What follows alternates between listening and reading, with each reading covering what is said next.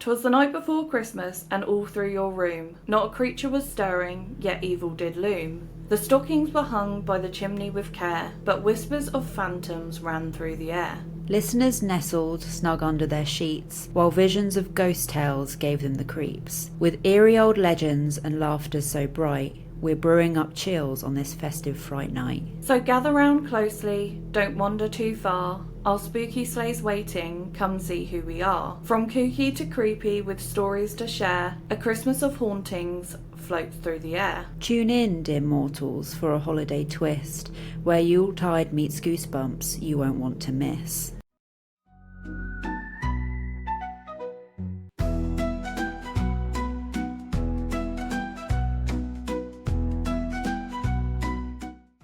Hello everyone and welcome to episode 34 of Spooky and Kooky. I'm Ellen. I'm Alice. As always, if you're into anything horror, paranormal, conspiracy, bit of true crime, anything a bit kooky, then this is the podcast for you. So if that sounds good, please like the video and subscribe to our channel.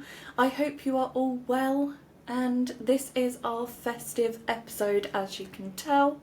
Yeah, we're doing a little mini Christmas episode as a pre-Christmas gift. We're kind of tapping into a Victorian tradition because they tell ghost stories on Christmas Eve, if anyone didn't know that. We do love a Victorian fact.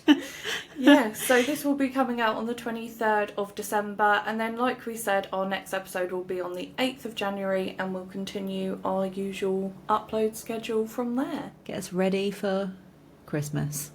Yes. This is about the Phantom Choir. It was a bitterly cold Christmas Eve in the 1800s, and York Minster, one of England's grandest cathedrals, stood silent beneath the winter sky. The great bells had finished their tolling, and the last worshippers had gone home. But inside the vast stone walls, something stirred. Visitors who lingered late reported hearing the sound of a choir rising from the shadows. At first, it was faint, a single voice, pure and solemn. Then more joined, until the air was filled with haunting carols sung by unseen singers. The harmonies echoed through the nave, swelling as though a full congregation had returned to celebrate midnight mass. Yet the cathedral was empty. No choir stood in the stalls, no organist at the keys. The voices came from nowhere, and when lanterns were raised to search, the sound faded into silence. The phenomenon repeated itself over the years, always around Christmas, always when the minster was quiet. Some claimed it was the spirits of long-dead choristers, returning to sing their praises on the holiest night of the year. Others whispered it was a warning, a reminder that the sacred and spectral walk side by side when the veil between worlds grows thin. To this day, the tale of the Phantom Choir of York Minster is retold as one of England's most mysterious Christmas hauntings. Oh, that was creepy just being in the 1800s. You know when it starts with the 1800s. You're in for a treat. It sets the scene. We don't really get carolers anymore. No, we don't. I've got a longer Reddit story, and this story kind of reminds me of Appalachian Mountains, but it never says where it is. But Christmassy. But Christmassy. Oh. Well, they still celebrate Christmas in the mountains. Skinwalker Santa. It's called I Will Never Visit My Grandma for Christmas Again, and it's from Rick NDIKNDAKN123. I'm not even going to try and pronounce it. I'm just going to spell it out for you to give credit, okay? So it's called I Will Never Visit My Grandma for Christmas Again. I love visiting my grandma. She always makes the food that I like and in large quantities and spoils me. With the hustle and bustle of college life, it's nice to go back to your childhood and allow myself to be spoiled for a few hours, every few weeks. Even though she has 6 grandchildren, she made it clear that I'm her absolute favourite. She'd often have the whole family around for dinner, and after they left, she'd bring out all the good stuff she made just for me. Oh my god. No.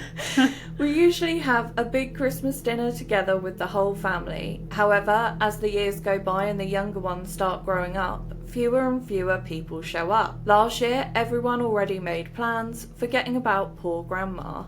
I don't blame them, but they often forget how these visits mean a lot to her, especially ever since Grandpa died.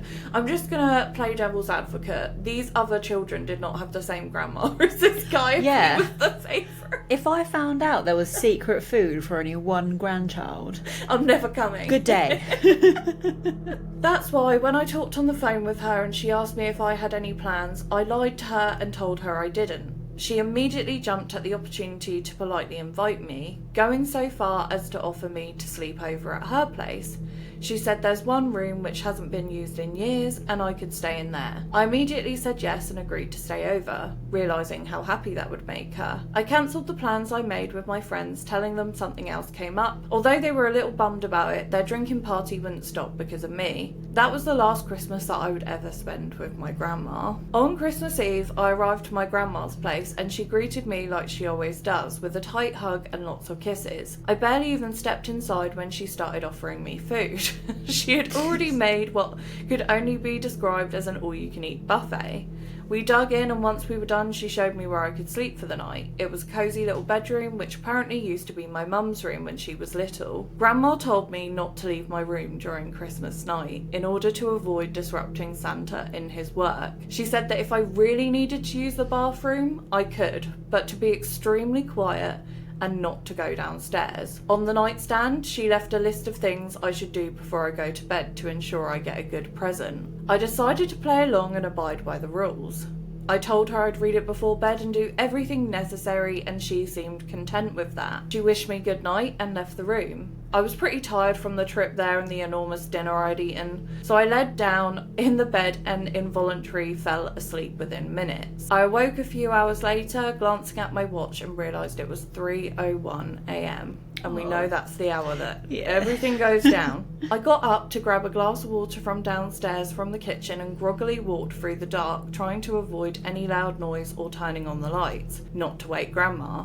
I went downstairs and turned on the kitchen light. Gulping down a glass of water, I glanced towards the living room at the Christmas tree and something caught my attention under the glow of the decoration lights. There was a small plate with a tiny paper that said, "For Santa." I reckoned it was cookies and milk, but when I got closer, I realised the plate was empty and red liquid was on it. And right next to the place was a small bucket. Obviously, I found this weird and figured that Grandma may have just forgotten to put it away or something. I turned off the kitchen lights and returned to my room, and then remembered the list my grandma had given me. I grabbed it off my nightstand and started reading. "Dear James, thank you for visiting me for Christmas. You made your grandma really happy. Now Christmas is a little different in this house than what you're probably used to, so it's very important that you follow the rules on the list. Number 1, make sure to close your windows and ensure they are closed properly. These old windows don't work properly sometimes, so if you feel like cold air is coming in, let me know.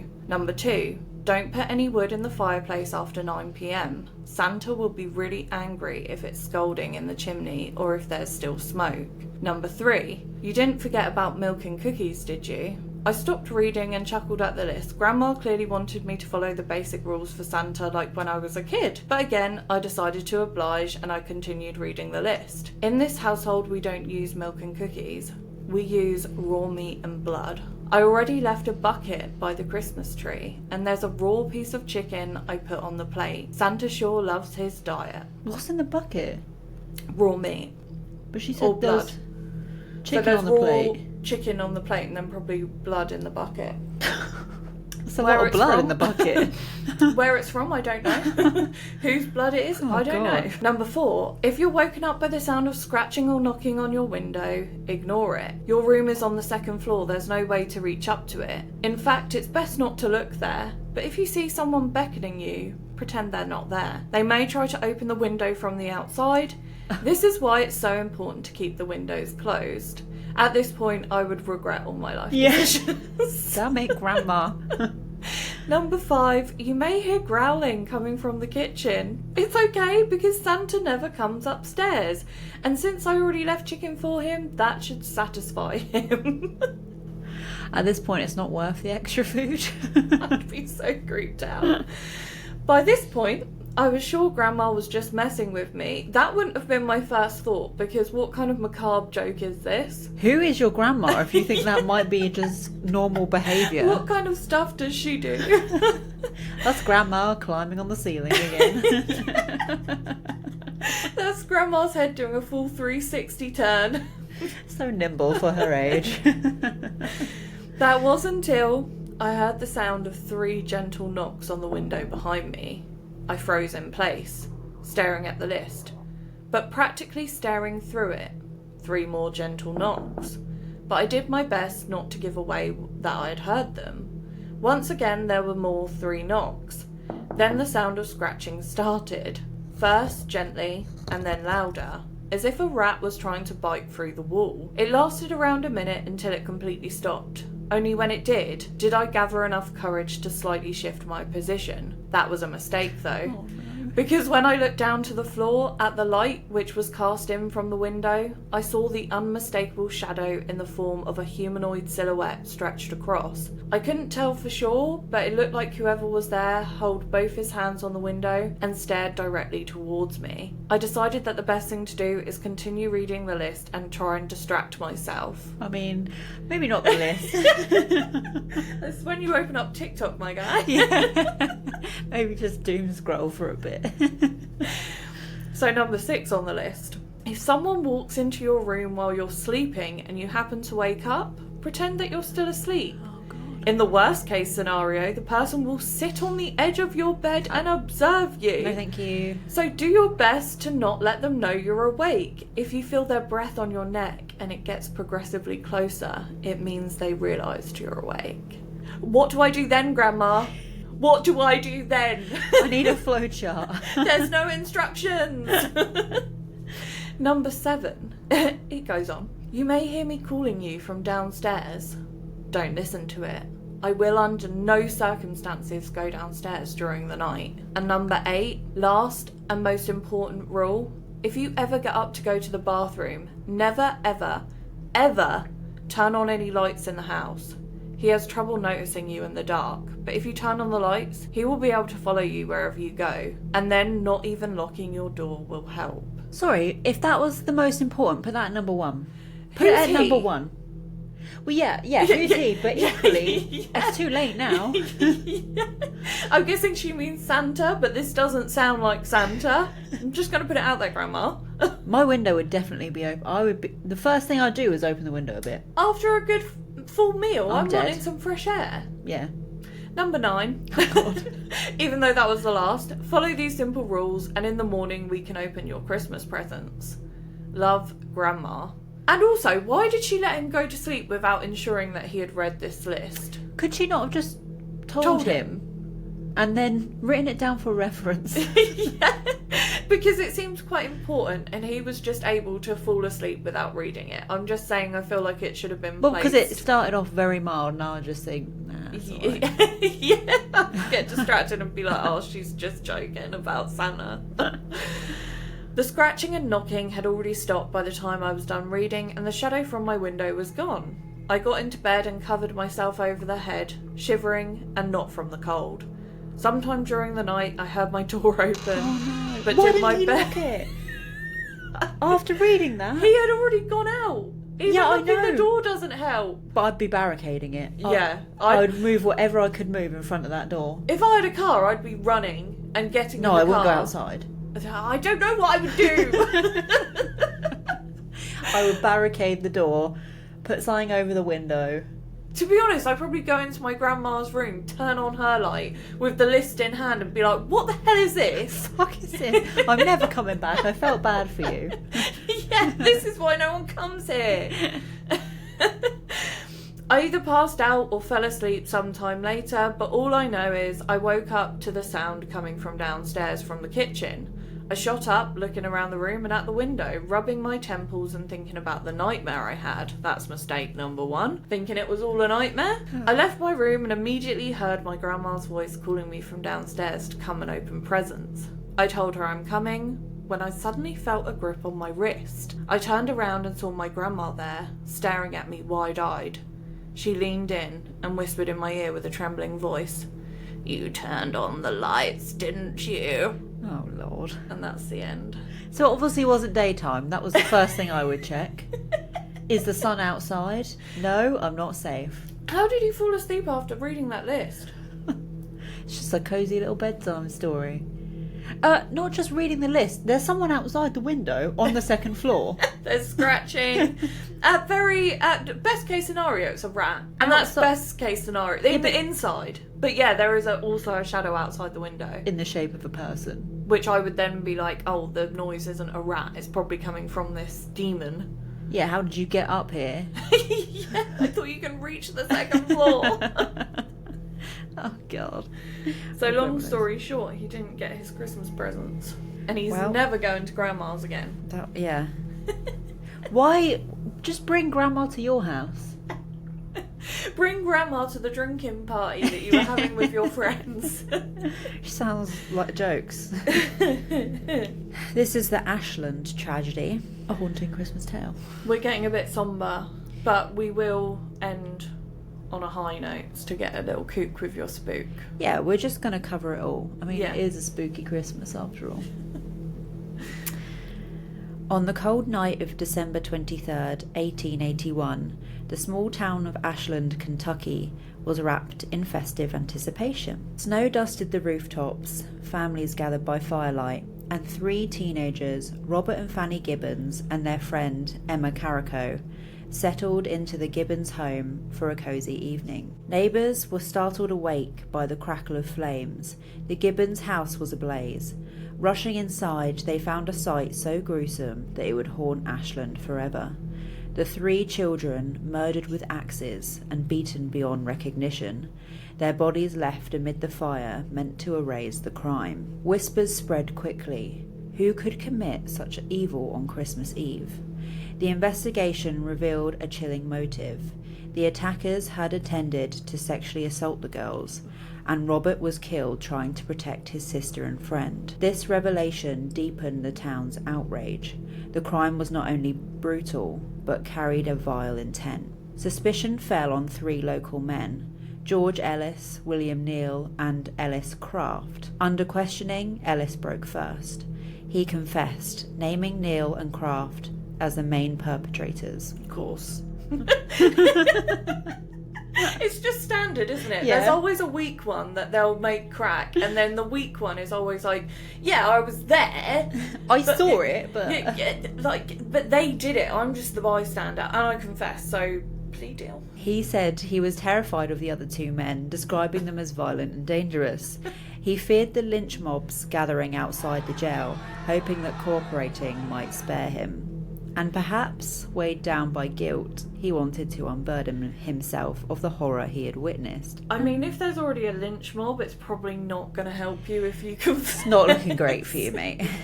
But Ellis's confession sealed his fate. Even though he was sentenced to life imprisonment, the townspeople didn't trust the courts. In June 1882, a mob stormed the jail and lynched Ellis. Oh my God. Yeah, hanging him from a tree.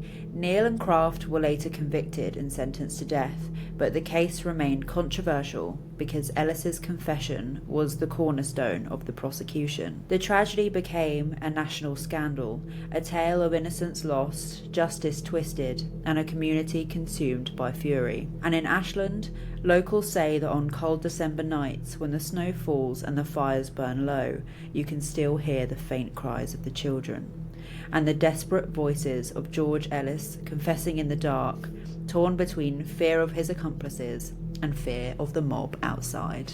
I don't think there was any fear of the accomplices. No. I know very little about the case, but I'm just going to make a wild stab in the dark. But probably not it was to the say mob. that, but yeah. I think it was the mob. Yeah. But how did they manage to storm the jail? I guess it was a bit lawless back in the 80s. This is why security's got heightened. I feel like they say storm the jail, but they probably just welcome them in, like, just take him. You can just do what you want with him, because... The perfect tree outside, actually, if you... Yeah. And to be fair, the prison officers probably weren't all ethical back in the day, so they were like, what is even human rights? Just go and deal with him yourselves. He's obviously guilty. Because we're part of this town too. Yeah. So... Oh, look, the door's unlocked. Yeah. I'll just turn around. And you just go on in. If he disappears. My next one also really reminds me of a story that you've told on this pod before. Ooh. And it's not exactly the same, but it's kind of similar. And I'm going to read it and then see if you pick it up. What story I think is Yeah, but if not, I will just tell you. God, and it pressure. might click. Okay. So it's from Midnight Creepypasta. So it might not even be a real story, but Doesn't it's matter. spooky. We're Doesn't doing the matter. Victorian tradition here. So it's called My Son Said Santa Was in His Room, so I set up a camera. It wasn't Santa. I already know. Okay. I'm writing this with hands that won't stop shaking, sitting in the dim glow of my laptop screen. The sun is still hours away, and I don't dare turn on any lights. I have to get this down. I need someone, anyone, to know that I'm not crazy, even though every rational part of my brain is screaming that I have to be. It started with my son, but it's not about him anymore. It found me, and I'm so afraid.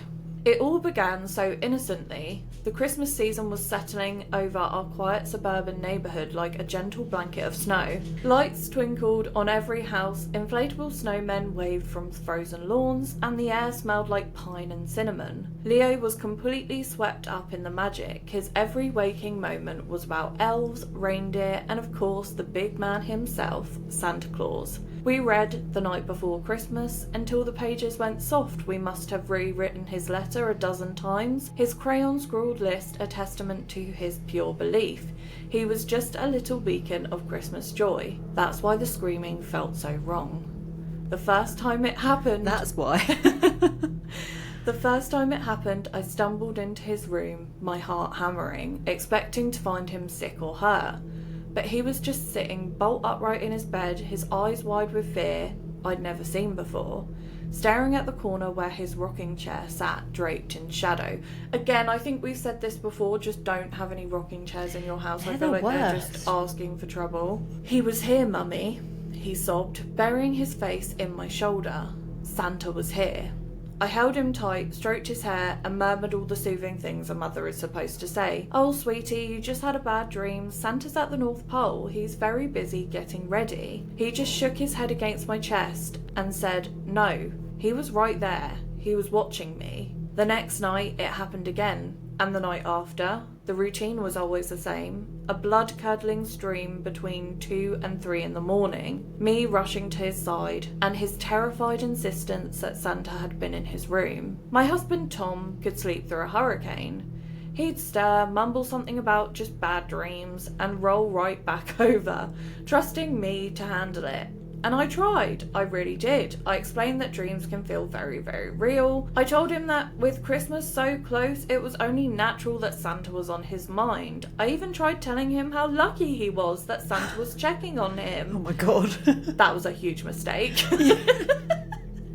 He's not nice, Mummy, Leo whispered, his voice trembling.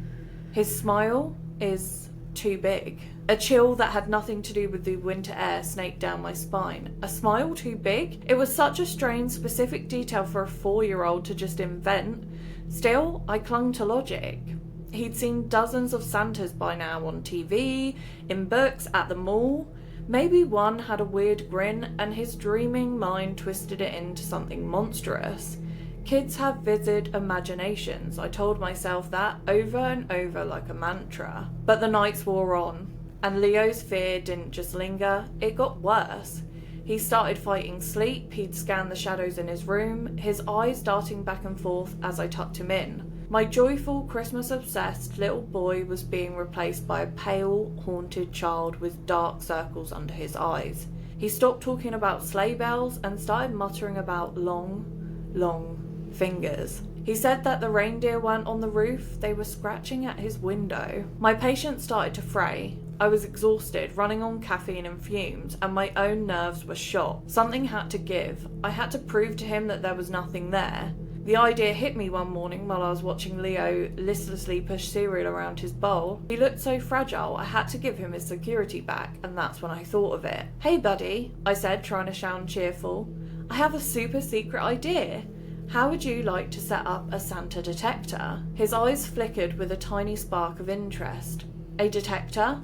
Yep, a special camera. We'll put it in your room and it'll watch over you all night. If anyone, and I mean anyone, tries to sneak in, we'll catch them on video red-handed. I framed it as a fun spy mission. We were a team. He was the chief officer in charge of monitoring for unauthorised Santas. A small smile touched his lips for the first time in days, and that was all the encouragement I needed. That afternoon I bought a simple Wi-Fi security camera, the kind you use as a baby monitor. Standing in the electronics aisle, I had to laugh at myself buying a surveillance equipment to debunk my 4-year-old's delusions about malevolent Santa. It was insane, and yet, as I paid, I couldn't shake a tiny sliver of unease. That evening, Leo and I set it up together. He chose the perfect spot on his bookshelf opposite his bed. It had perfect view of the entire room, including the rocking chair in the corner. Why have you not removed that by now? Why haven't they just let him sleep in their room for a bit as well? I feel like the dad might have put the stop on that. Why do I feel irrational that I would instantly believe the child? When they say the smile is too big, I'm like, right, okay, we're actually moving house yeah. now. Don't worry about it, we'll move. You don't have to worry about Christmas it again. in a hotel. Yeah. We downloaded the app to my phone and waved at the little lens. He seemed empowered, his fear briefly replaced by a sense of control. Now we'll see him, he said, his voice a mix of fear and excitement. Now we'll see that there's nothing there, sweetie, I corrected gently. That night I lay in bed with the app open on my phone, the small grayscale image of my son's room glowing on the nightstand. I watched him toss and turn before finally setting down, and I stared at the feed for what felt like hours, tracing the familiar shapes in the dark. It was just a room, a quiet, still, empty room. Eventually, my own exhaustion won, and I drifted off, feeling cautiously optimistic. Maybe this would finally break the spell. The next 2 nights were peaceful. Blissfully, miraculously peaceful. Leo slept straight through, no screams, no tears, and I started to relax. The tension coiled in my shoulders began to unwind. It was working. The camera was the placebo he needed. I felt a rush of relief so profound it was almost dizzying. Mark clapped me on the shoulder and called me Dr. Mum. Yeah, thanks Mark for doing absolutely nothing. So patronising as well. Yeah. We were getting our own little boy back, the nightmare was over, or so I thought. It was the 4th night of the camera's watch. I hadn't even bothered to keep the app open. The problem was solved. I was deep in the first truly restful sleep I'd had in a month, when a soft chime from my phone pulled me awake. A notification. Motion detected in Leo's room. My first thought was annoyance. The sensitivity must be too high. A dust mote, maybe? Or Leo was just rolling over? I rolled myself over, ready to ignore it, but something held me back, a cold prickling sensation on the back of my neck. Just check, a voice in my head urged. Just look. With a heavy sigh, I reached for my phone. I unlocked the screen and opened the app. The live feed blinked into view. Everything looked normal. There was Leo, a small lump under his comforter, fast asleep. The room was still. I squinted at the grainy infrared image, about to close the app when I saw it. It wasn't in the corner with the rocking chair. It was closer, much closer, huddled in the space between the end of Leo's bed and the wall. At first it was just a shape, a distortion in the darkness that didn't belong. Long and angular, folded into the shadows in a way that seemed wrong. I held my breath, my knuckles white on my phone. My mind scrambled for an explanation. A trick of the light, a pile of laundry, anything. Then it moved. It unfolded. Not a sudden movement, but a slow, deliberate uncoiling, like a spider. It rose from its crouch, its form becoming clearer in the ghostly black and white. It was tall, impossibly tall and thin, its limbs stretched like wrapped branches. Its limbs stretched like warped branches. It was pale, a stark, sickly white against the grey room. It wore no clothes, that I could see. Just a skeletal frame covered in tight, smooth skin. It took a silent step towards Leo's bed, and I saw its hands. The fingers were long, too long. They ended in what looked like dirty, jagged talons. A gasp caught in my throat. I wanted to scream, to run into his room, to snatch him from his bed, but I was frozen. paralysed by terror so absolute it felt like a physical weight pressing me down.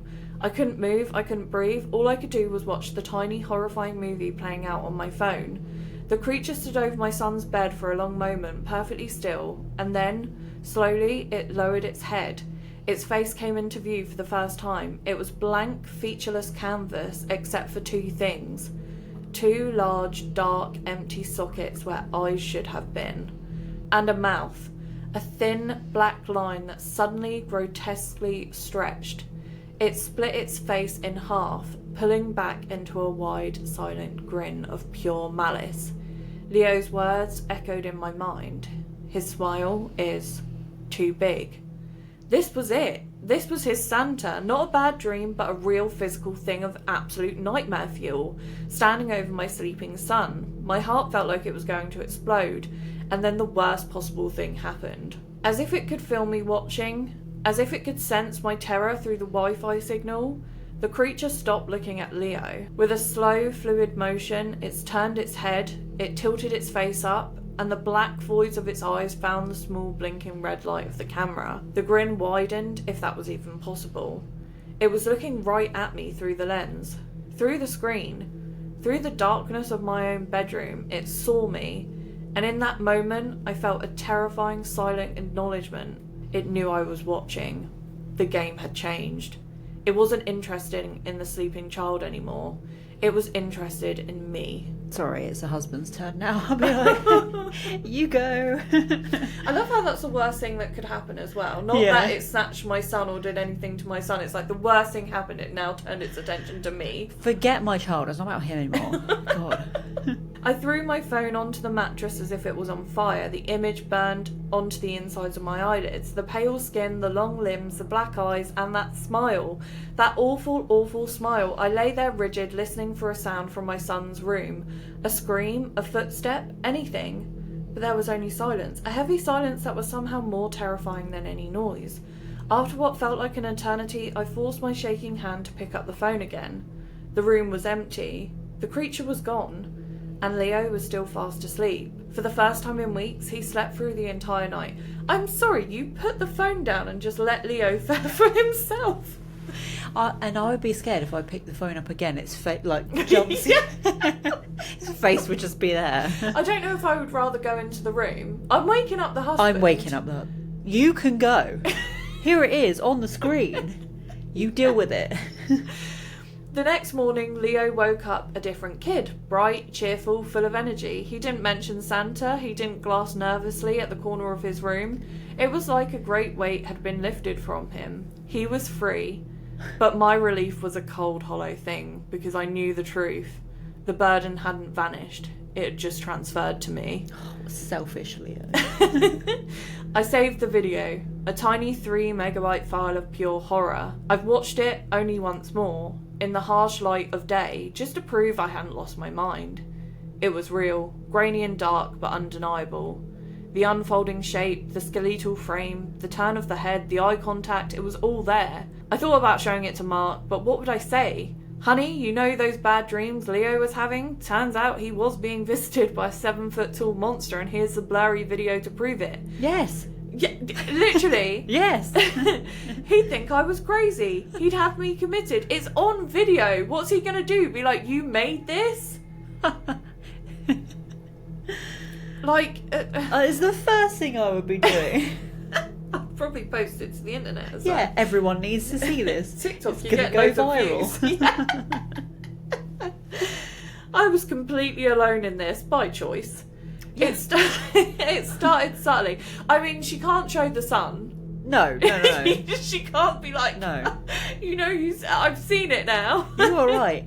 And guess what? I didn't come in your room. I just threw the phone and let it take you. It started subtly. A persistent feeling of being watched, the kind of feeling that makes the hairs on your arms stand up. I'd be washing dishes and catch a flicker of movement in my peripheral vision. But when I'd turn, nothing. I'd be in the basement and hear a floorboard creak upstairs, even though the house was empty. Then came the nightmares. Vivid, hyper-realistic, and always the same.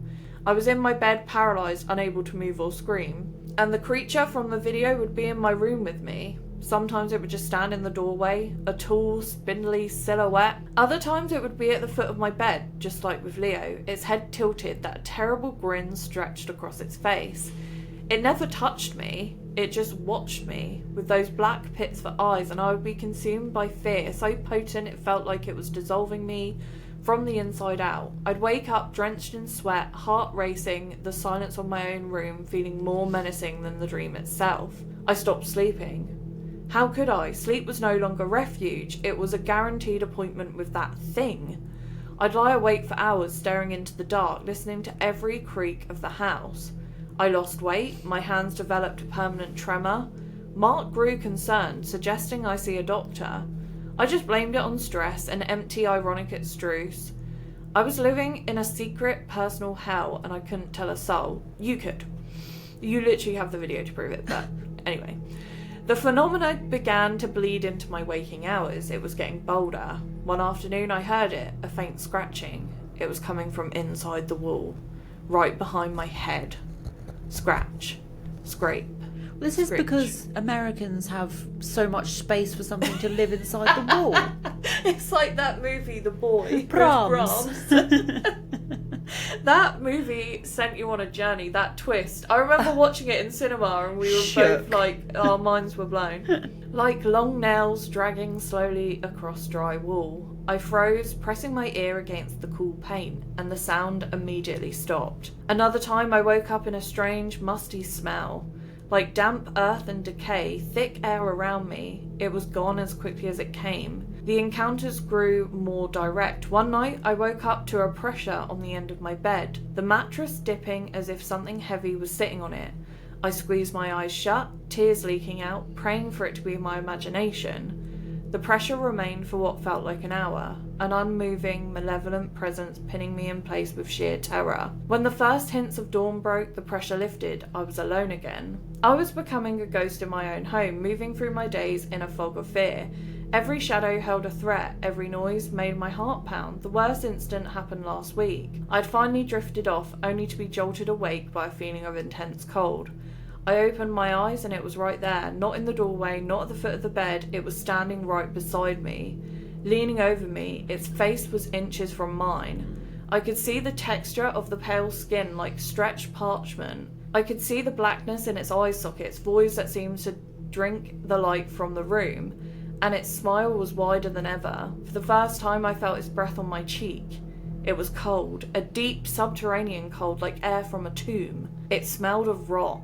And something anciently, terribly wrong. I didn't scream. I couldn't. We stayed like that for a second, then stretched into eternity, its empty gaze locked on mine. It sounds like a bit of a romantic thing, like, we just gazed into each other's eyes. I was thinking, if that were me, the only card I would have left to play is to try and weird it out. Like lick it or something. Like maybe if I leaned in for a kiss. It might be like, I'm out. It's all I have left to do now. What if it leans back in? That's what it wanted all along. Oh, that's kind of sad. Or like I'd just start making weird face movements and be like, blah, blah, blah. Can you imagine her husband wakes up and she's just there like kissing it? Well, there's nothing there and you're like, blah, blah. Okay, then it pulled back, straightened into its full terrifying height and just faded into the shadows. That brings... We've got to laugh, otherwise this will creep us out too much because we're chickens. Yeah. That brings me to tonight, Christmas Eve. The stockings are hung by the chimney, presents are under the tree, its lights blinking cheerfully in the dark. Leo's tucked snugly in bed, dreaming of the joy the morning will bring. He is safe, he is happy. That is the only thing, the only sliver of light I have left. He's dreaming of sugar plums while I'm forced to live in his nightmare. She really seems to... She's a bit bitter about it. Yeah. My husband is asleep upstairs. I can't be in that room. Not tonight. I came downstairs telling myself I had to wrap a few last minute gifts, but I can't. I can only sit there and type.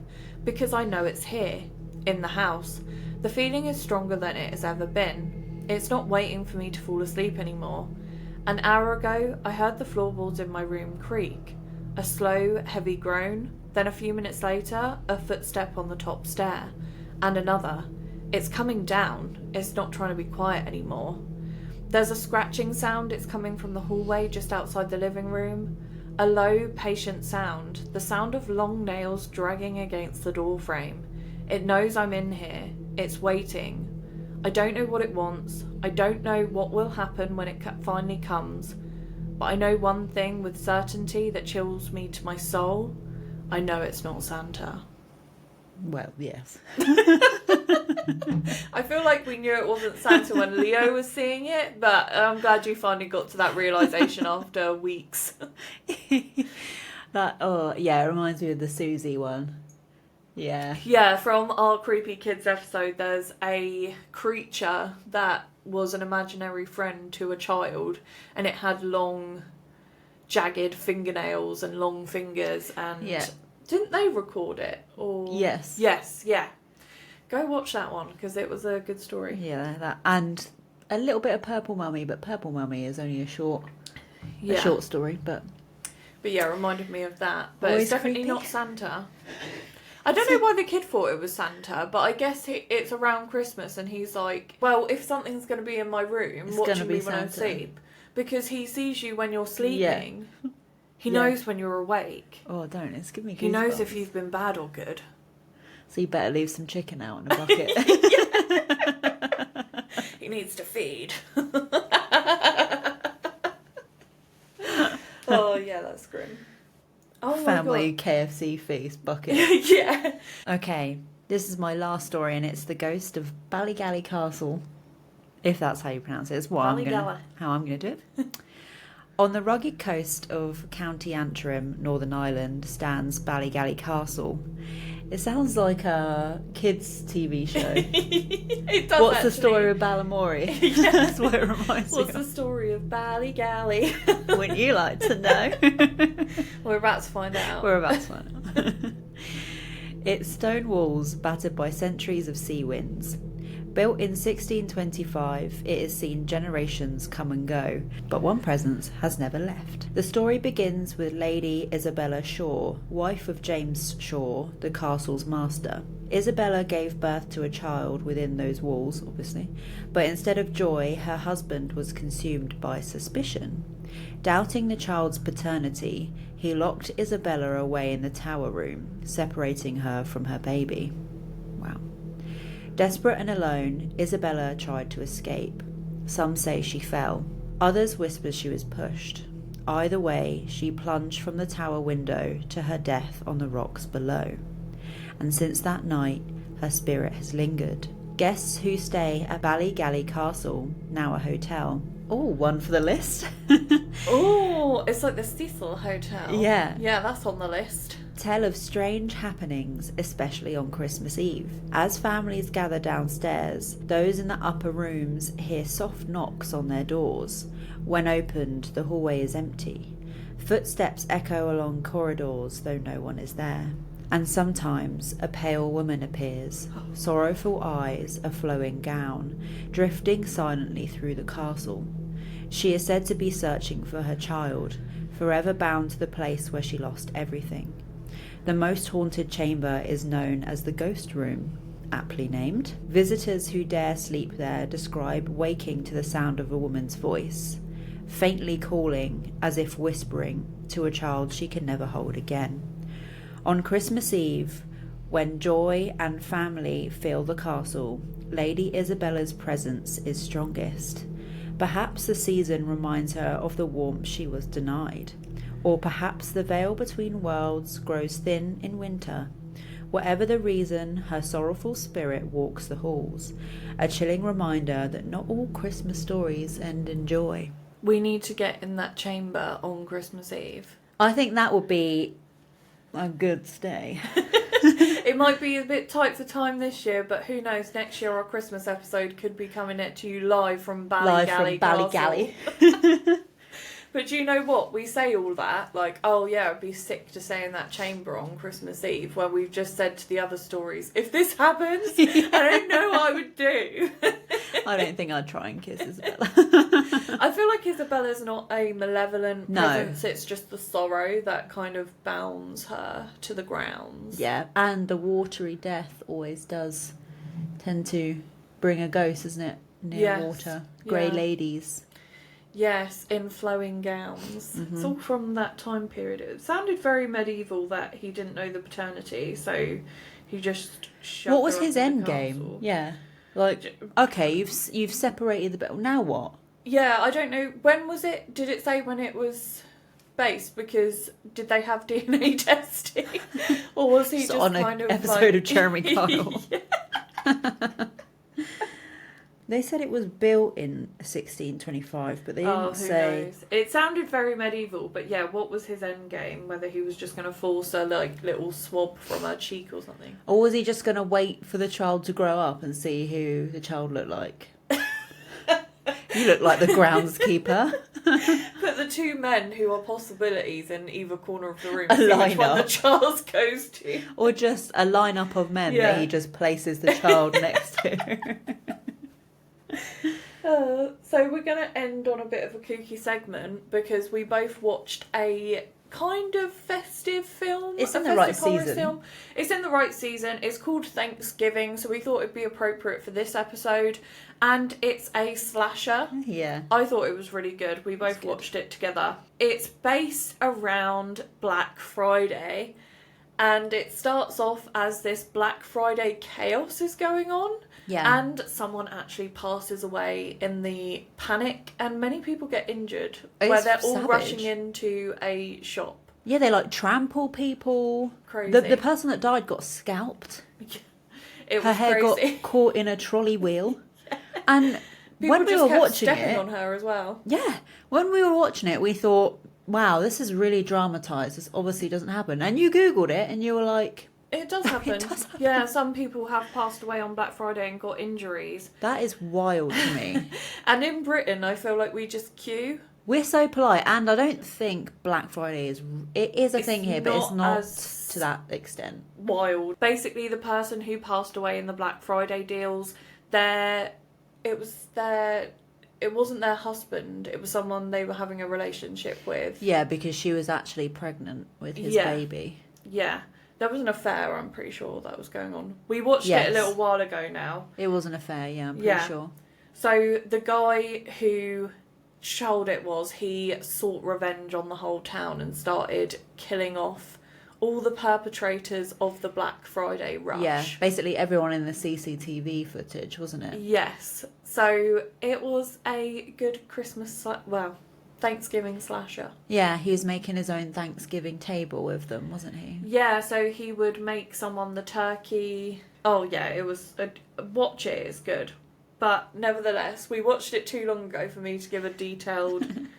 I just remember, I guessed who it was. Yes, yeah, I wasn't sold on it, but it was actually who Ellen said it was. But I thought we'd look this Reddit thread that asks retail workers their Black Friday horror stories. So I'm just going to go through a couple of my favourite ones. Yeah. Back in my poor college days when I worked at Walmart, we had a fight break out over a bike. Fists were thrown, and there was some blood.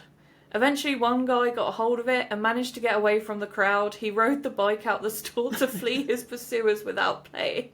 Oh my God. And someone commented, "Toodaloo, motherfuckers." Another one. I worked at Radio Shack for a year in college. During Black Friday, one of the sale items was a $10 calculator marked down to $5. Wow. Two sweet elderly women came in the store looking for them. When I told them there was only one left on display, the shit was on. Oh my God. It turned into the geriatric version of roller derby without the skates.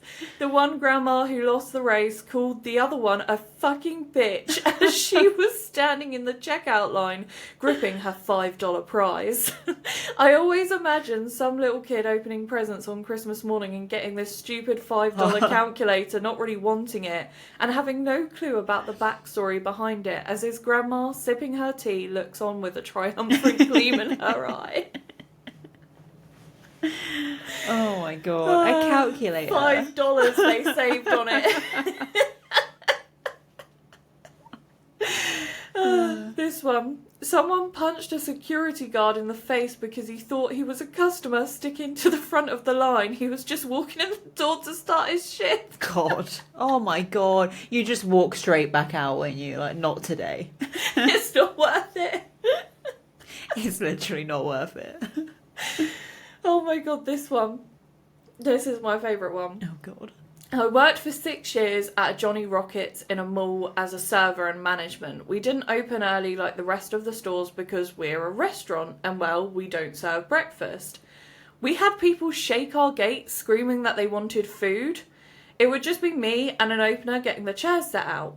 I pointed them towards the food court and told them we didn't serve breakfast. A lady spit at me and told me, "I know you have bacon." And he said we do, in a fridge waiting to be cooked and put on a burger. Oh my god. We know you have bacon. I think I'd just throw the raw bacon at them at that point. What makes people go so feral? I don't know, because it's not even for the Black Friday deals. It's the just food for the court bacon. was over there. So, I don't know. Oh my god. Poor people. Okay. When I worked at a Sam's Club during the madness one Black Friday morning, we caught a woman stuffing the inside of her pants with frozen lobster tail. She would unpackage them and throw the trash in a stack of tyres that were on display.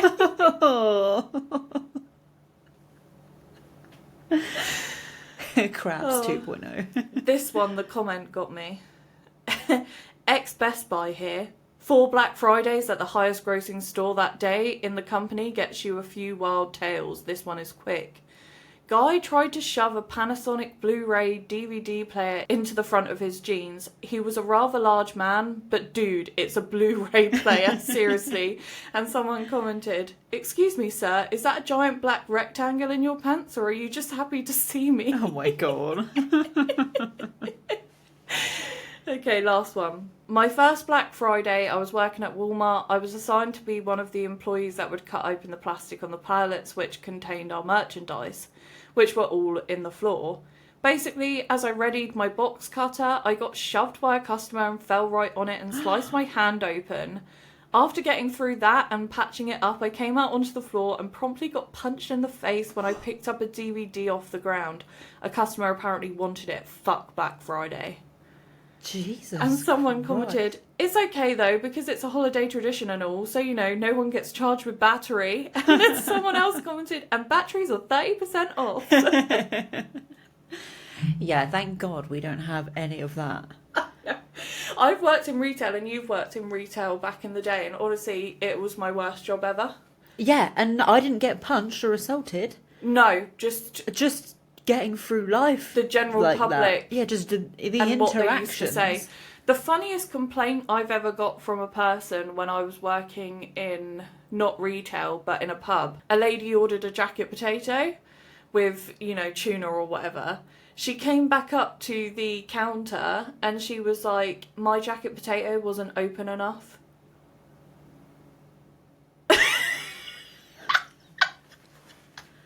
I was like, "What do you want me to do? Cut your food open for you?"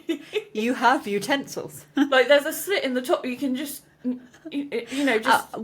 It depends how petty I'd feel, because part of me would just want to do it with my bare hands. Spit in it as well. There you go. That's on me. Yeah. I do remember, though, working in that same pub where your mum complained, Oh, and I was my God. mortified. I was mortified. Can't take her anywhere. Especially when I was working. I was like, please, just be cool. Just eat your food. I'm pretty sure I Even said if that. it's wrong, just eat it. I think the whole time I was like, just leave it. Don't say anything. Just leave it. I saw her walking back up to the counter and I thought, oh my God. Here we fucking go. Yeah.